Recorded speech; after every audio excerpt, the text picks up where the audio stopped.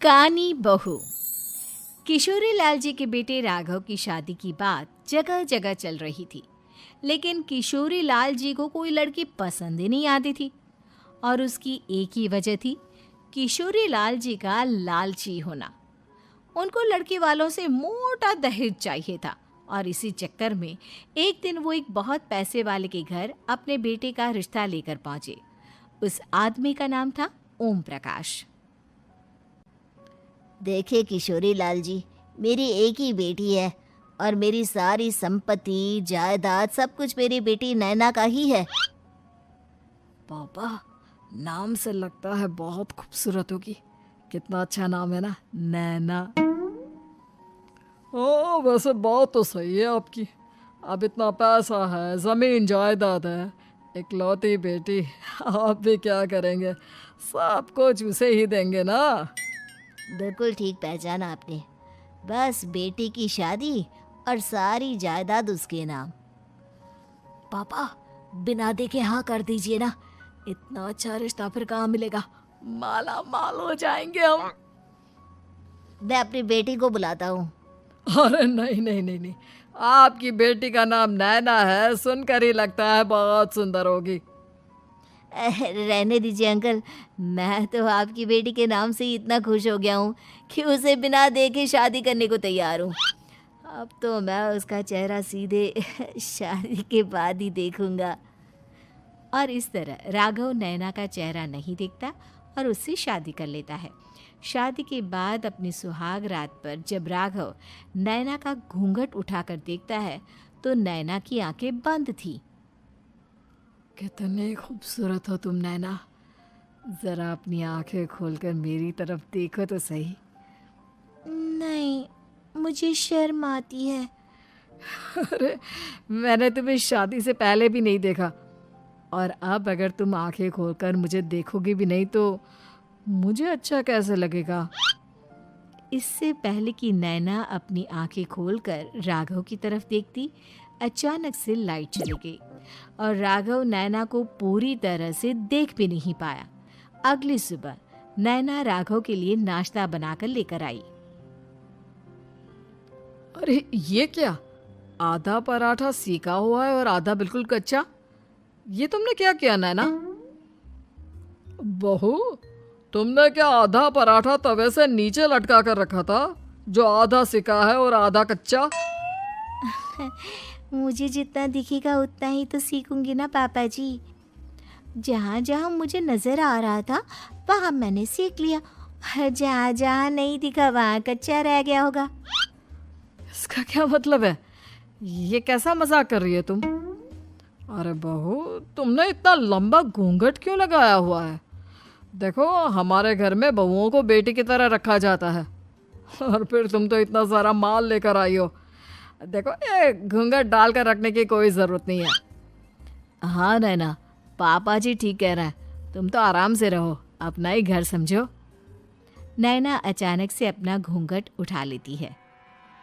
अरे ये क्या पापा, नैना की तो एक आंख फूटी हुई है।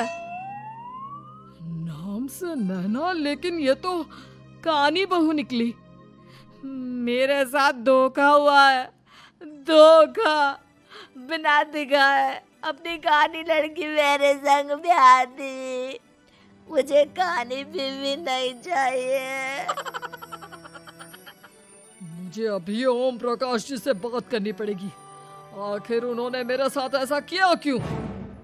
अरे, आप लोगों ने ही तो पापा से कहा था कि आप लोग शादी से पहले मुझे देखना नहीं चाहते।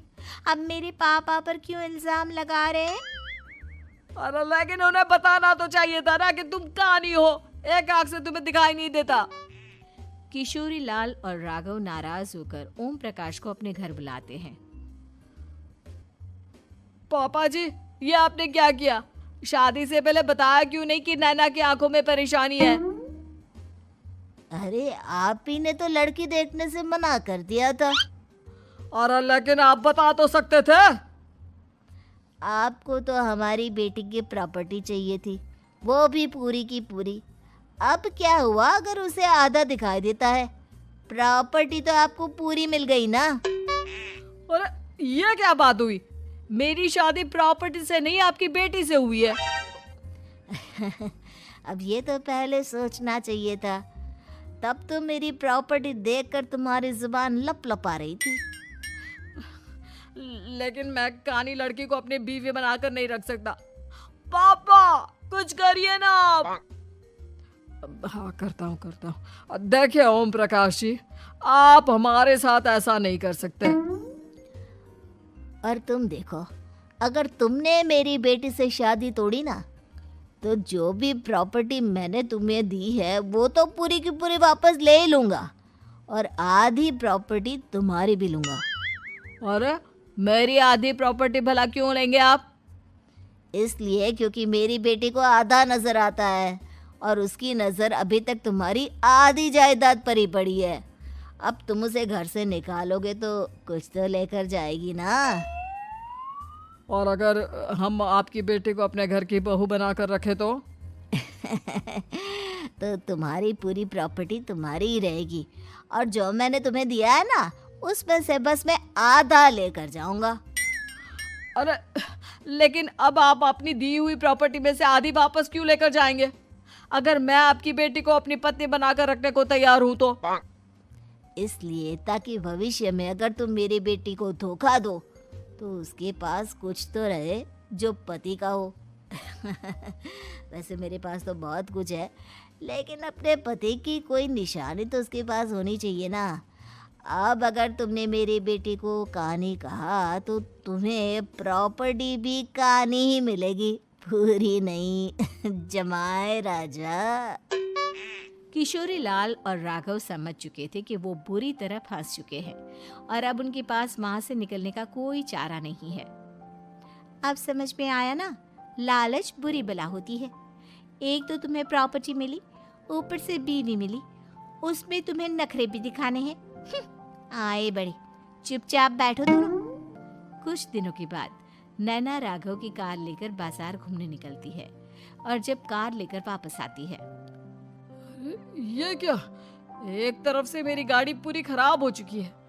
लगता है तुमने मेरी गाड़ी को किसी दूसरी गाड़ी के साथ एक्सीडेंट किया है। अरे अरे कितना बड़ा नुकसान कर दिया तुमने बहू। वो क्या है ना पापा जी, मुझे एक आंख से दिखाई नहीं दे रहा था, सामने से गाड़ी आ रही थी। मुझे तो सिर्फ आधा ही दिखाई दिया और वो गाड़ी मेरी कार से रगड़ते हुए निकल गई। अब मैं क्या करूं बताओ? आप इसे ठीक कराने के पैसे कौन देगा? तुम्हारे पापा। तुमने मुझसे इस तरह से बात की? अभी रुको। नैना राघव की शिकायत ओम प्रकाश को कर देती है। देखो राघव, अब जो मेरी आधी प्रॉपर्टी तुम्हारे पास थी ना, उसमें से आधी और मैं लेकर जाऊंगा, क्योंकि तुमने मेरी बेटी को डांटा। अरे नहीं नहीं पापा जी, गलती हो गई, माफ कर दो। गलती की तो कोई गुंजाइश ही नहीं। अगली बार मेरी बेटी को डांटा तो बची हुई आधी में से आधी और ले जाऊंगा। लालच के चक्कर में हम दोनों ने बहुत बड़ी गलती कर दी बेटा। एक तो तुम्हें कानी बहू मिली और ऊपर से जो माल मिला वो भी काना। इस तरह राघव की हर एक गलती पर ओम प्रकाश उसकी प्रॉपर्टी का आधा आधा हिस्सा लेकर अपना सारा माल वापस ले गया और राघव को कानी बीवी से काम चलाना पड़ा। भाई लालच वाकई में बुरी बला है।